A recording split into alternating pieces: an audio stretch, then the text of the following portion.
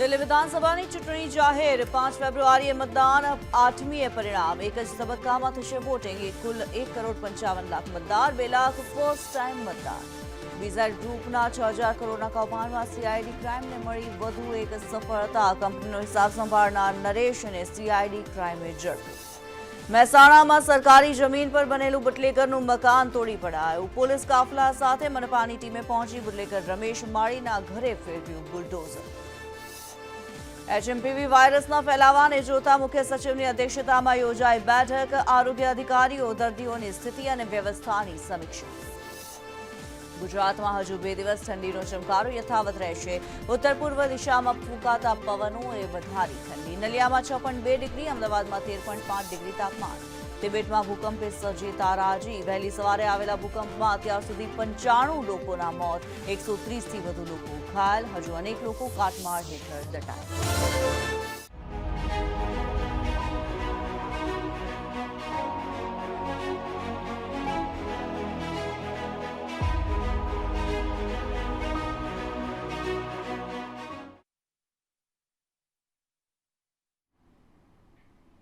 નમસ્કાર દર્શક મિત્રો સ્વાગત છે આપનું અમારી વિશેષ રજૂઆતમાં હું કિન્નરી હૃદયની બીમારીઓનો વધતો વ્યાપ વર્તમાન સમયમાં સૌ કોઈની ચિંતા વધારી રહ્યો છે ત્યારે આજે હૃદયની સમસ્યા અને તેની અલગ અલગ વિશેષ સર્જિકલ સારવાર વિશે મેળવીશું માહિતી અને જાણકારી આપવા માટે આપણી સાથે ઉપસ્થિત છે નારાયણ મલ્ટી સ્પેશિયાલિટી હોસ્પિટલના નિષ્ણાત સિનિયર ઇન્ટરવેન્શનલ કાર્ડિયોલોજિસ્ટ અને TAVR સ્પેશિયાલિસ્ટ ડોક્ટર માનિક ચોપરા કે જેઓ 23થી વધુ દેશોની અંદર 1000થી વધુ પ્રોસિજર્સ કરી ચૂક્યા છે ડોક્ટર માનિક સ્વાગત છે આપનું સંદેશ ન્યૂઝમાં thank you thanks a lot doctor Manik સૌથી પહેલા તો સવાલ એ થઈ રહ્યો છે હૃદય વિશે જ્યારે વાત કરી રહ્યા છે ત્યારે આપની પાસેથી એ જાણવા માંગીશું હૃદયના વાલ્વ વિશે તે શું છે અને તેનું કાર્ય શું છે બહુ સારો પ્રશ્ન છે હાર્ટમાં બેસિકલી હાર્ટમાં સ્નાયુ હોય છે હાર્ટના સ્નાયુને આપનાર લોહીની નસો હોય છે હાર્ટનું મેઇન પમ્પિંગ શરીરને બ્લડ કરવાનું હોય છે અને આ બ્લડની એક પર્ટિક્યુલર ડાયરેક્શન મેન્ટેન રહેવી જોઈએ એના માટે એની અંદર હાર્ટના વાલ્વ્સ હોય છે ગંદુ લોહી જે શરીરથી આવી રાઈટ સાઈડના હાર્ટમાં જાય ત્યાંથી લંગ્સમાં જાય પછી લેફ્ટ સાઈડમાં જાય અને પછી બોડીમાં જાય 2 વાલ્વ્સ લેફ્ટ સાઈડ પર હોય છે 2 રાઈટ સાઈડ પર the left side ones are called as aortic and mitral valve અને રાઈટ સાઈડના વાલ્વ્સ જે છે એને ટ્રાઇકસ્પિડ અને પલ્મનરી વાલ્વ કહેવાય છે અને બેસિકલી એ એક જ ડાયરેક્શનમાં બ્લડ ફ્લો મેન્ટેન કરનાર માટે ઇમ્પોર્ટન્ટ છે જી ત્યારે ડૉક્ટર માનિક અહીંયા આપની પાસેથી એ જાણવા માંગીશું એવી કઈ બીમારીઓ છે એવી કઈ સમસ્યાઓ છે કયા રોગો છે કે જે હૃદયના વાલ્વને અસર કરતા હોય છે જી વાલ્વમાં 2 પ્રોબ્લેમ્સ મેઇન થાય છે કાં તો એ સાંકડા થઈ જાય છે જેને સ્ટેનોસિસ કહેવાય છે કાં તો એમાં લીકેજ ડેવલપ થાય છે જેને રિગર્જિટેશન કહેવાય છે આ ચારો વાલ્વમાં થઈ શકે છે અને મુખ્યતઃ એના 3 થી 4 મેજર કારણો હોય છે એક કાં તો એ જન્મથી વાલ્વમાં કંઈ પ્રોબ્લેમ હોય મેઇનલી આપણે એઓર્ટિક વાલ્વ ગણીએ તો એમાં એઓર્ટિક વાલ્વમાં 3 પંખુડીઓની જગ્યા 2 હોય જેને બાયકસ્પિડ એઓર્ટિક વાલ્વ કહેવાય કાં તો પછી રિમેટિક હાર્ટ ડિઝીઝ કરીને એક ડિઝીઝ હોય છે જે યંગ પેશન્ટ્સમાં થાય છે અને વાલ્વની પ્રોબ્લેમ આગળ જઈ એલ્ડરલી જ્યારે મોટા થાય ત્યારે મેનિફેસ્ટ થાય છે અને ત્રીજી ઉંમર સાથે વાલ્વનો ઘસારો જે છે એ હોઈ શકે આ ટાઈપની ડિસીઝીસ હાર્ટ વાલ્વની રૂટીનલી હોતી હોય છે બિલકુલ સર અને જે પ્રમાણે આપે રોગોની વાત કરી છે જે અલગ અલગ સમસ્યાઓની વાત કરી છે તેના લક્ષણો શું હોય છે અને ખબર કેવી રીતે પડી શકે કે આ પ્રકારની સમસ્યાઓ સર્જાય છે જી મુખ્યતઃ આજે તકલીફો થાય છે એ હૃદય પર જ્યારે ધીરે ધીરે સકડાટ કે લીકેજ વધે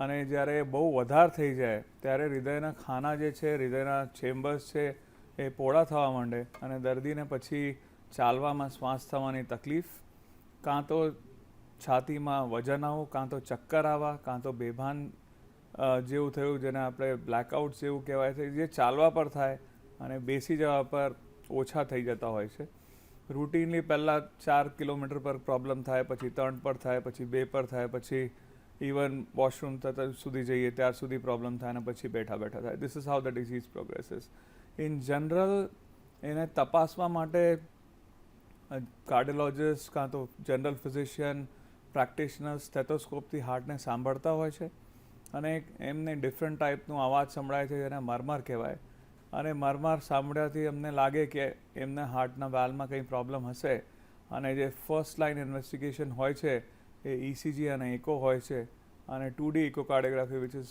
now very widely available. That is the basic investigation જેનાથી ડાયગ્નોસિસ કન્ફર્મ થાય છે. બિલકુલ સર, અને જ્યારે હૃદયના વાલ્વની અલગ અલગ સમસ્યાઓ વિશે વાત કરી રહ્યા છીએ, એઓર્ટિક સ્ટેનોસિસ એ શું છે, તેના લક્ષણો શું છે અને નિદાન કઈ રીતે કરવામાં આવતું હોય છે? જી, જે મેં તમને કીધું કે 4 વાલ્વ્સ છે, એઓર્ટિક, માઇટ્રલ, પલ્મનરી અને ટ્રાઇકસ્પિડ. અને એઓર્ટિક વાલ્વમાં જ્યારે સકળાટ થાય તો એને એઓર્ટિક સ્ટેનોસિસ કહેવાય. એઓર્ટિક સ્ટેનોસિસ મેઇનલી એલ્ડરલી ગ્રુપને વધારે ઇફેક્ટ કરે કેમ કે 3 જે કારણો છે, જન્મથી પ્રોબ્લેમ થવું જેને કન્જનાઇટલ કાં તો બાયકસ્પિડ એઓર્ટિક વાલ્વ કહેવાય, રુમેટિક હાર્ટ ડિઝીઝ કાં તો ડીજનરેટિવ. ત્રણે ભલે ચાલુ જલ્દી થાય પણ મેનિફેસ્ટ ફાઇનલી 55 to 75ના એજ ગ્રુપમાં રૂટીનલી થતા હોય છે. So it is a disease slightly of elderly I would say. ઇન્ડિયામાં યંગ પેશન્ટ્સમાં બી દેખાય છે જેને નાનપણમાં વારંવાર રુમેટિક હાર્ટ ડિઝીઝ, રુમેટિક ફીવરના એપિસોડ્સ આવ્યા હોય એમાં થોડુંક જલ્દી પ્રોગ્રેશન થઈ શકે છે. અને અગેન ડાયગ્નોસિસ જે છે એમાં ફર્સ્ટ ક્લિનિકલ એક્ઝામિનેશન જેમાં આપણને મરમર સંભળાય અને કન્ફર્મેશન માટે 2D ઇકોકાર્ડિયોગ્રાફીમાં આપણને ખબર પડે અને ડાયગ્નોસિસ લેબલ થઈ જાય. જી, અને ડૉક્ટર માનિક, અહીંયા આપની પાસેથી એ પણ જાણવા માગીશું, જે સમસ્યાઓ છે આ સમસ્યાની સારવાર માટેના કયા કયા વિકલ્પો ઉપલબ્ધ છે? મહત્વપૂર્ણ રીતે જો વાત કરવામાં આવે, કોઈ સર્જરીઝ કે પછી TAVI કે પછી TAVR? જી, ટ્રેડિશનલી વર્ષોથી હાર્ટ વાલ્વ ડિસીઝીસના જે પેશન્ટ છે બિલકુલ સર, આપની સાથે આ ચર્ચા આગળ વધારીશું. આપણી સાથે એક કોલર જોડાયેલા છે. જી, આપનો પ્રશ્ન જણાવશો. મારું નામ રાજેશભાઈ છે. જી, મારી ઉંમર 50 વર્ષ છે. સાહેબ, હું જ્યારે ચાલું છું ને ત્યારે મને એકદમ શ્વાસ ચડે છે. જી, સો રાજેશજી, એના માટે તમે કોઈ કાર્ડિયોલોજિસ્ટને બતાવો. તમારે બેસિકલી એક્ઝામિનેશન કરવાની જરૂર છે, સાથે ECG એકો કરવાની જરૂર છે જેથી આપણને ખબર પડે કે આ બ્રીધિંગ ડિફિકલ્ટીનું કારણ શું છે. હૃદયનું સ્નાયુ નબળું છે, કાં તો હાર્ટના વાલ્વમાં કોઈ પ્રોબ્લેમ છે, કાં તો હાર્ટમાં જે લોહી આપના નળીઓ છે એમાં કોઈ પ્રોબ્લેમ છે. આ બેસિક ઇન્વેસ્ટિગેશન કર્યા પછી કાર્ડિયોલોજિસ્ટ ડિસાઇડ કરતા હોય કે તમને કોઈ સ્ટ્રેસ કરવાની જરૂર છે, કાં તો તમને કોઈ CT કોર્નરી એન્જિયોગ્રામ કરવાની જરૂર છે, કાં તો કોર્નરી એન્જિયોગ્રાફીની જરૂર છે. આ રૂટીનલી પ્રોસેસ થવું જોઈએ. સાથે જે તમને બીજી એક અગત્યની વસ્તુ છે, જે તપાસ્યા પછી એવું લાગે કે કોઈ ફેફસાની તકલીફ છે તો તમને ફેફસાના ડૉક્ટરને કન્સલ્ટ કરવા માટે કહેવામાં આવશે. અને એના ઉપરાંત રેગ્યુલર બ્લડ ઇન્વેસ્ટિગેશન્સ કરવાની જરૂર છે. જી સર, આપ સારવારના વિકલ્પો વિશે જણાવી રહ્યા હતા. જી, સો ટ્રેડિશનલી જે વાલ્વની ડિસીઝીસ છે એ ઓપન હાર્ટ સર્જરીથી ટ્રીટ થતી હતી. અને ઓપન હાર્ટ સર્જરીમાં બેસિકલી પેશન્ટને એનેસ્થીસિયામાં સર્જરી કરવામાં આવે અને એનેસ્થીસિયા આપ્યા પછી જે ચેસ્ટ બોન છે એને ઓપન કરીએ અને હાર્ટને સ્ટોપ બંધ કરી અને હાર્ટ લંગ મશીન પર મૂકીએ અને જે જૂનો વાલ્વ છે એને ઓપરેશન કરી કાઢીએ અને નવા વાલ્વને ત્યાં સ્ટિચ કરીએ અને હૃદયને ફરી સ્ટાર્ટ કરીએ, હાર્ટ લંગ મશીનથી ઓફ કરીએ, ચેસ્ટને બંધ કરીએ. રૂટીનલી પ્રોસિજરમાં 3 થી 4 કલાક જેવું થતું હોય છે, which has now simplified two even laser times. અને એના પછી દર્દીને ICUમાં શિફ્ટ કરતા હોઈએ છીએ અને આશરે 2 કે 3 દિવસ ICUમાં રહેવાની જરૂર પડતી હોય છે અને અઠવાડિયા હોસ્પિટલમાં રહેવાની જરૂર પડતી હોય છે. ફૂલ રિકવરી આવતા 3 અઠવાડિયા જેવું થતું હોય છે. આ કન્વેન્શનલ સર્જરી બહુ વખતથી આનાથી જ હાર્ટ વાલ્વને ટ્રીટ કરીએ છીએ અને એ એક બહુ સારી ઓપ્શન છે.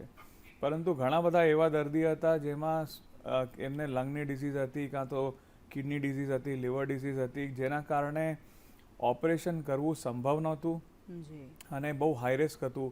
એ દર્દીઓમાં અમે પગના રસ્તે વાલ્વ બદલવાની પ્રક્રિયા ને ડૉક્ટર્સે ટ્રાય કરી. એમાં પગમાં એક નાનું ચીરું મૂકવામાં આવે 1 સેન્ટીમીટર જેવું, એનાથી એક ટ્યુબ અંદર હાર્ટ સુધી લઈ જાય એના પર વાયર વાલના એક્રોસ મૂકીએ અને એની ઉપર એક નવો વાલ જૂના વાલની અંદર બેસાડે. રૂટીનલી આ પ્રોસિજર કરતાં આશરે એકાદા કલાકથી 1 થી 1.5 કલાક થતું હોય છે, જે સારી રીતે થઈ જાય. બેભાન કરવાની મોટા ભાગે જરૂર નથી પડતી હોતી, અને જે સારી રીતે થઈ જાય તો પછી સાંજે કાં તો આવતા દિવસે next day morning patient can go to room અને એકાદા દિવસમાં મોબિલાઇઝ કરી પેશન્ટને શિફ્ટ આઉટ કરી શકતા હોઈએ છે. સો જે રિકવરી છે એ સ્પીડી છે.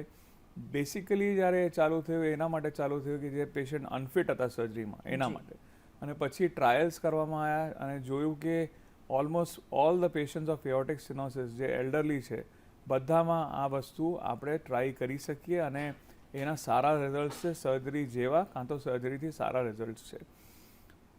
So this is how the therapy started and developed. બિલકુલ સર, અહીંયા એક દર્શક મિત્ર આપણી સાથે જોડાયેલા છે, એમનો પ્રશ્ન સાંભળી લઈએ. જી, આપનો પ્રશ્ન જણાવશો.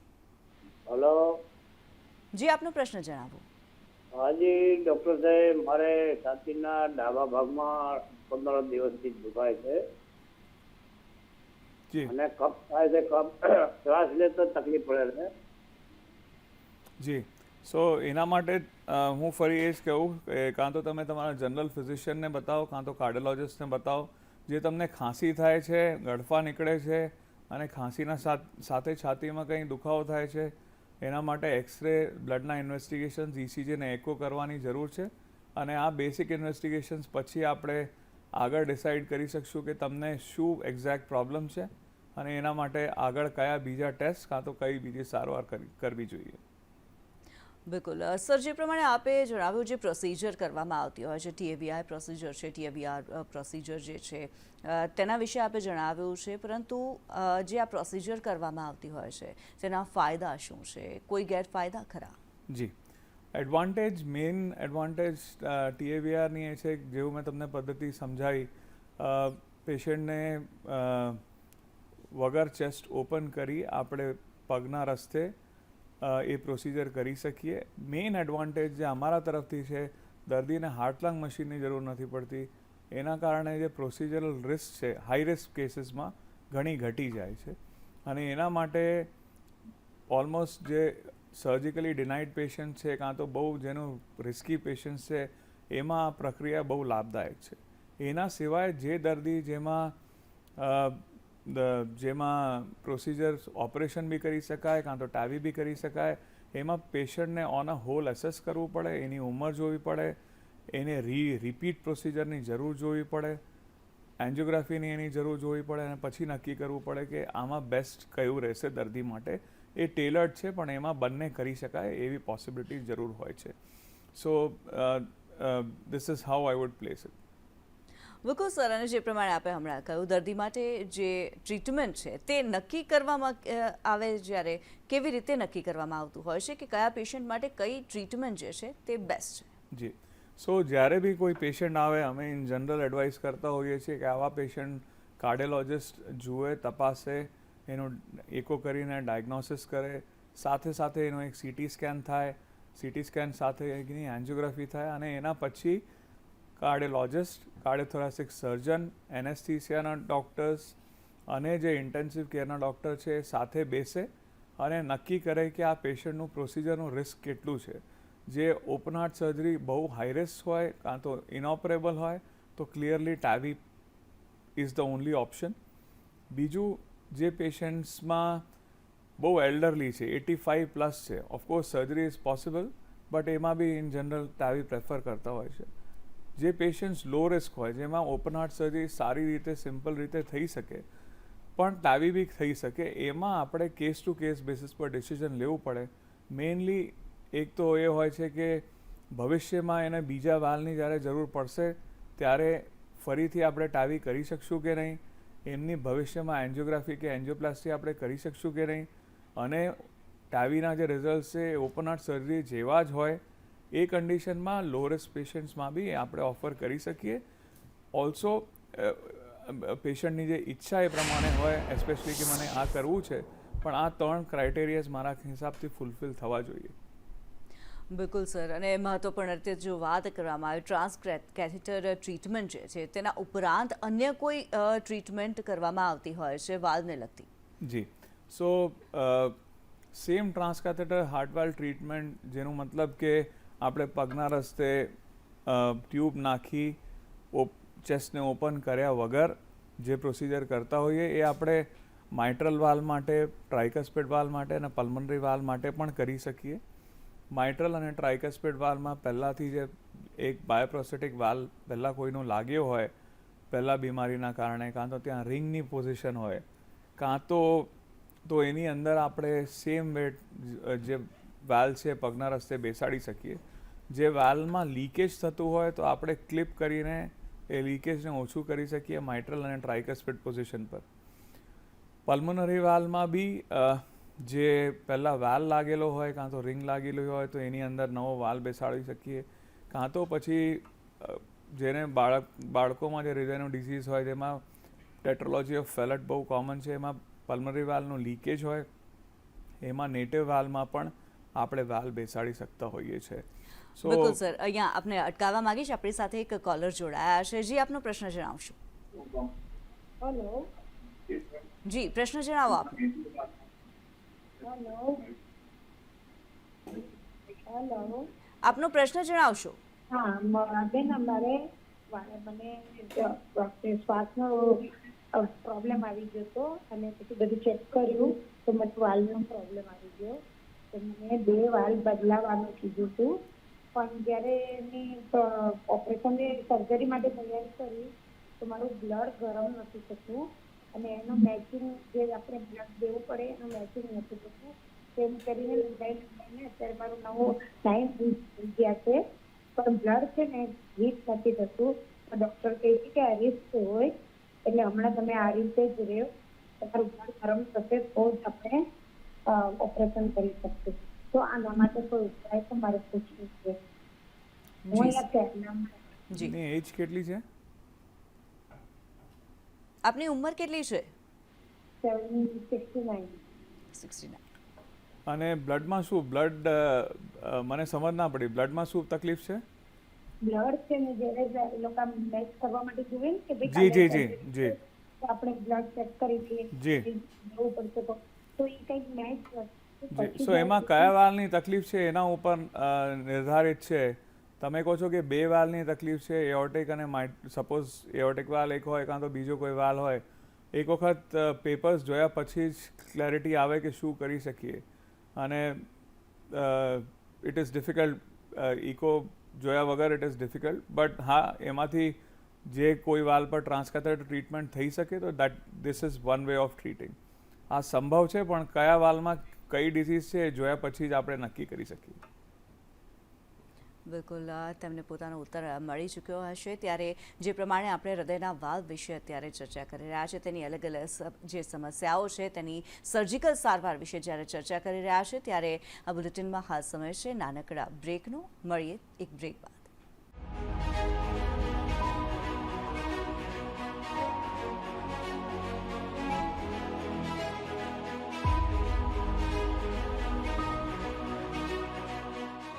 વિચાર એટલા સફેદ, તમારી આંખોનો તારો ધવલભાઈ ધોળિયા.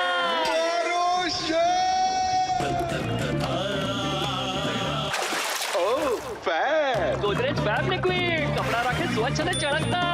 શર્ટની સાથે તે મારી ઇજ્જત પણ બચાવી. મેં નહીં, ગોદરેજ ફેબ લિક્વિડ 1 લીટર માત્ર 99 રૂપિયામાં. तुझे मारा सपनानी रानी रेसिपी मैम डीसीपी एट इज लागे जाने परी થઈને સંતૂર મમ્મી મોમેન્ટ. નવા સંતૂરમાં હળદર અને ચંદનના ગુણ સમાય, ત્વચામાં કંઈક અલગ જ ચમક દેખાય. મેડમ, તમને જોઈને તો એવું લાગે છે જાણે ઉંમરને જ અરેસ્ટ કરી લીધી હોય. સંતૂર સંતૂર. આ છે તમારા બાઇક એન્જિનનો હાલ જ્યારે તમે એને નિરંતર ચલાવો છો. વિચારો એન્જિનના આ હાલ છે તો અંદર ઓઇલનું શું થશે? સામાન્ય એન્જિન ઓઇલ માટે આ સહેવું મુશ્કેલ છે. એટલે જ એન્જિન ઓઇલમાં જોઈએ એસ્ટર, જે છે સેવસોલ એસ્ટર 5 માં. આનું એસ્ટર એન્જિનને આપે ગરમીથી 4 ગણી વધુ સુરક્ષા. સેવસોલ એસ્ટર 5 જ્યારે આવી એડવાન્સ ટેકનોલોજી હોય તો અબ કોણ રોકેગા?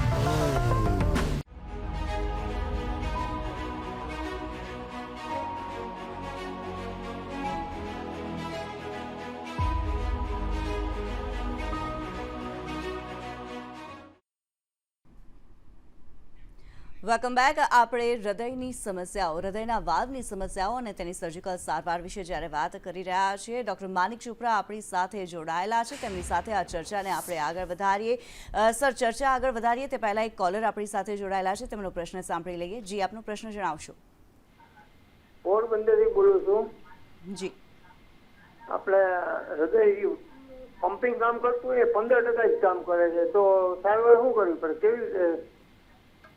જી, એના માટે સૌથી ઇમ્પોર્ટન્ટ એ છે કે આપણે તપાસ કરીએ કે આ પમ્પિંગ ઓછું શું કામ છે. એના માટે થોડા ઘણા બ્લડ ટેસ્ટ હોય છે, એન્જિયોગ્રાફીની તપાસ હોય છે. સપોઝ લોહીની નળીઓમાં બ્લોકેજ હોય અને એવું લાગતું હોય કે આ નળીઓ ખોલવાથી સ્નાયુમાં પમ્પિંગ વધશે, તો એ આપણે ટ્રાય કરી શકીએ. જે કોરોનરી એન્જિયોગ્રાફી નોર્મલ હોય તો આપણે દવા પર ચાલવું પડે, અને જે એના છતાંય આપણને શ્વાસની તકલીફ હોય તો એક સ્પેશિયલ ટાઈપનું પેસમેકર કરી શકીએ જેથી હાર્ટની પમ્પિંગ સુધરે.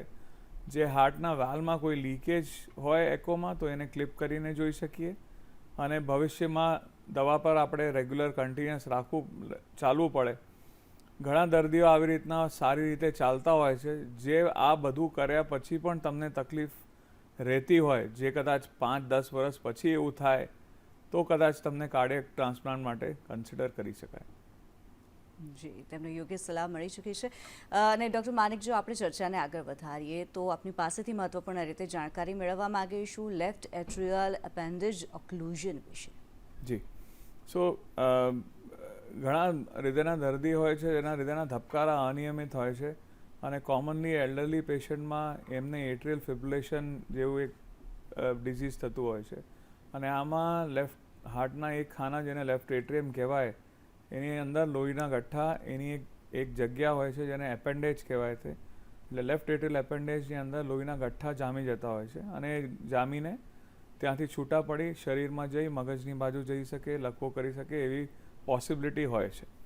એના માટે આ બધા જ દર્દીઓમાં, મોટાભાગના દર્દીઓમાં આપણે લોહી પાતળા કરવાની દવા આપતા હોઈએ છીએ. એ આપણે કેલ્ક્યુલેટ કરતા હોઈએ છીએ કે એનું આ સ્ટ્રોક થવાનું રિસ્ક કેટલું અને એને બ્લીડિંગ થવાનું રિસ્ક કેટલું, એ જોયા પછી બ્લડ પાતળા કરવાની દવા આપતા હોઈએ છીએ.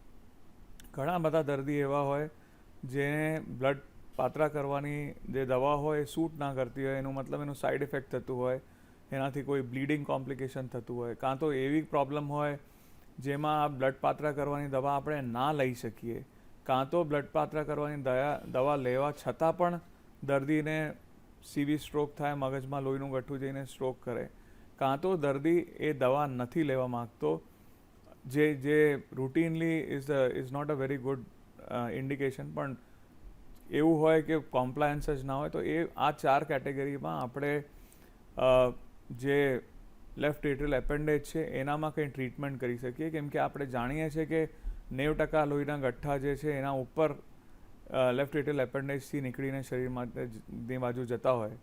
સો લેફ્ટ એટ્રિયલ એપેન્ડેજને આપણે બંધ કરી શકીએ, ઓક્લુડ કરી શકીએ એક ડિવાઇસ મૂકી, અને આ પ્રક્રિયાને લેફ્ટ એટ્રિયલ એપેન્ડેજ ઓક્લુઝન કહેવાય છે. એમાં બી એમાં બી ચેસ્ટ બોન ઓપન કરવાની જરૂર નથી પડતી, અને પગના રસ્તે આપણે ટ્યુબ નાખી અને લેફ્ટ એટ્રિયમમાં પહોંચી અને એ જગ્યાને આપણે ડિવાઇસથી બંધ કરી શકીએ છીએ. So this is also one sort of treatment which is available. બિલકુલ. ડૉક્ટર માનિક, આપ અમારી સાથે સંદેશ ન્યૂઝના સ્ટુડિયો પર જોડાયા અને આટલી મહત્વપૂર્ણ જાણકારી અમારા દર્શક મિત્રો માટે થઈને આપી છે. આપનો ખૂબ ખૂબ ધન્યવાદ. ધન્યવાદ. તો દર્શક મિત્રો, અમારી વિશેષ રજૂઆતમાં હાલ બસ આટલું જ. મને રજા આપશો. નમસ્કાર.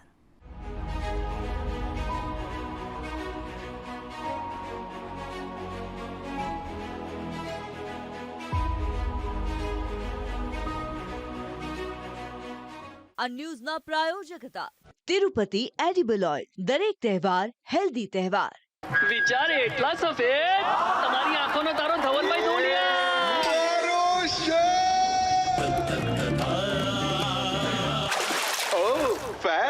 ગોદરેજ ફેબ લિક્વિડ કપડા રાખે સ્વચ્છ અને ચળકતા.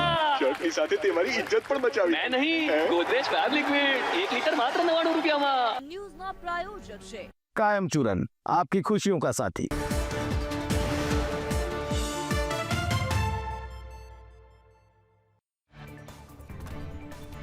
વહેલી સવારે ઉત્તર ભારત સહિત નેપાળ, ભૂટાન, બાંગ્લાદેશ અને તિબેટમાં 7.1ની તીવ્રતાના ભૂકંપના આંચકા અનુભવાયા. વહેલી સવારે આવેલા ભૂકંપથી તિબેટના શિગાત્સે શહેર સહિત અનેક શહેરોમાં તારાજી. વિનાશક ભૂકંપમાં 53ના મોત, 68 લોકો ઘાયલ. જામનગરના ગુલાબનગર નજીક યુવાનને મારવામાં આવ્યો. 4 યુવકોએ મારા ભાઈને કેમ બદનામ કરીશ કહીને માર માર્યો. દાહોદ ગ્રામ્યમાં કાર અને બાઇક વચ્ચે ગમખ્વાર અકસ્માત. અકસ્માતમાં બાઇક ચાલક ઇજાગ્રસ્ત થતા સારવાર અર્થે ખસેડાયો. સુરતમાં મેન્ટેનન્સનો હિસાબ માંગતા પરિવાર પર હુમલો. શાળા બનાવીને હિસાબ માંગતા માર મરાયો. બહેનને પણ માર મારી છેડતી કર્યાનો આરોપ. ઉત્તર પ્રદેશના પ્રયાગરાજમાં મહાકુંભ 2025ને લઈને તૈયારીઓ પૂરજોશમાં. ત્યારે સંગમ ઘાટ પરથી ડ્રોન દ્રશ્યો સામે આવ્યા. તમિલનાડુના પરમકુડ્ડીમાં પૂરપાટ ઝડપે આવતી બેકાબુ કારે પાર્ક કરેલા વાહનોને અડફેટે લીધા. બેકાબુ કારના સીસીટીવી સામે આવ્યા. કેરળમાં કાર ચાલકે સ્ટીયરિંગ પરથી સંતુલન ગુમાવતા અકસ્માત સર્જ્યો. ભયાવહ અકસ્માતના સીસીટીવી દ્રશ્યો સામે આવ્યા. મદ્રાઈના મેલુરમાં ખેડૂતોએ ટંગસ્ટન માઇનિંગ પ્રોજેક્ટ રદ કરવાને લઈ વિરોધ નોંધાવ્યો. ખેડૂતો વિરોધ દર્શાવવા મહારેલીનું આયોજન કર્યું.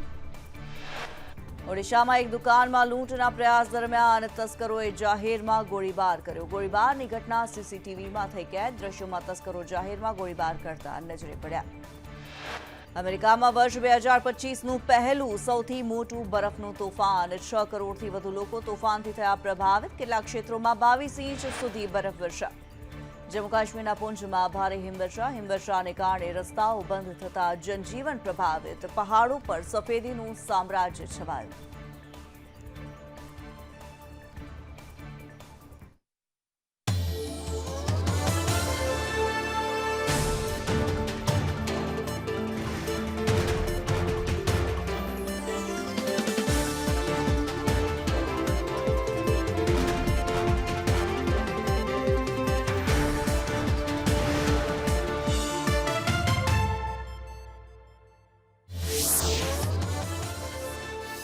અમરેલી લેટરકાંડ મુદ્દે પૂર્વ સાંસદ નારણ કાછડિયાએ પોલીસ અને જિલ્લા વહીવટીતંત્ર પર કર્યા પ્રહાર. નિર્દોષ દીકરીનું સરઘસ કાઢીને પોલીસે નિંદનીય કાર્ય કર્યું.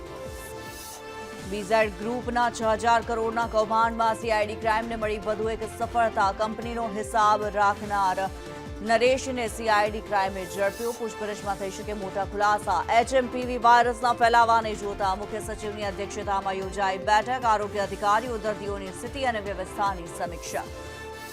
ગુજરાતમાં હજુ 2 દિવસ ઠંડીનો ચમકારો યથાવત રહેશે. ઉત્તર પૂર્વ દિશામાં ફૂંકાતા પવનોએ વધારી ઠંડી. નલિયામાં 6.2 ડિગ્રી, અમદાવાદમાં 13.5 ડિગ્રી તાપમાન. દિલ્હીમાં વિધાનસભાની ચૂંટણીની તારીખો થઈ જાહેર. 70 બેઠકો માટે 5 ફેબ્રુઆરીએ મતદાન, 8 ફેબ્રુઆરીએ મતગણતરી. તિબેટમાં ભૂકંપે સર્જી તારાજી. વહેલી સવારે આવેલા ભૂકંપમાં અત્યાર સુધી 95 લોકોના મોત, 130થી વધુ લોકો ઘાયલ. હજુ અનેક લોકો કાટમાળ હેઠળ દટાયા.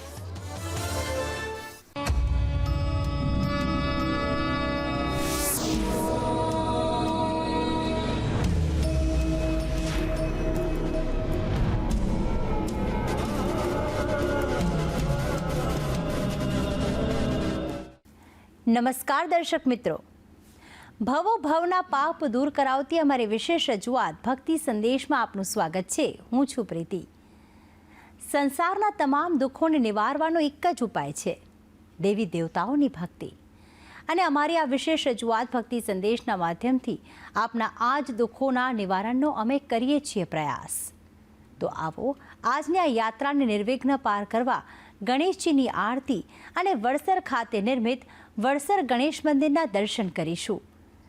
સાથે આજથી જ્યારે શાકંભરી નવરાત્રિનો આરંભ થયો છે ત્યારે ખાસ વાતમાં આ નવરાત્રિમાં મા ભગવતીને પૂજન વિધિનું જાણીશું રહસ્ય. તો જીવનમાં પુણ્યની પ્રાપ્તિ કરાવતી ગંગા મૈયાની આરતીમાં ભાગ લઈશું અને પાદરા ખાતે નિર્મિત તુળજા ભવાની માતાના ધામના દર્શન પણ કરીશું. અનેક સુંદર ભજન સંગ કરીશું પ્રભુની આરાધના. તો આવો ત્યારે પરમાત્માની ઉપાસનામાં લીન કરતી આ યાત્રાનો આરંભ કરીએ.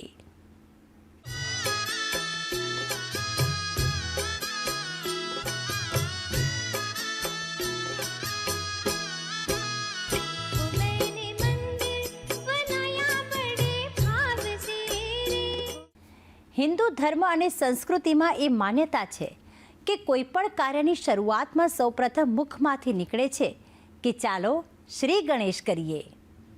શિવ પાર્વતીના પ્રિય પુત્રનું સ્મરણ કોઈ પણ ધાર્મિક અને સામાજિક કાર્યમાં સૌપ્રથમ કરવામાં આવે છે. તો ચાલો આપણે પણ આ જ શુભ યાત્રાનો આરંભ કરીએ અને લઈએ શ્રી ગણેશનું નામ, આરતીને સંગ.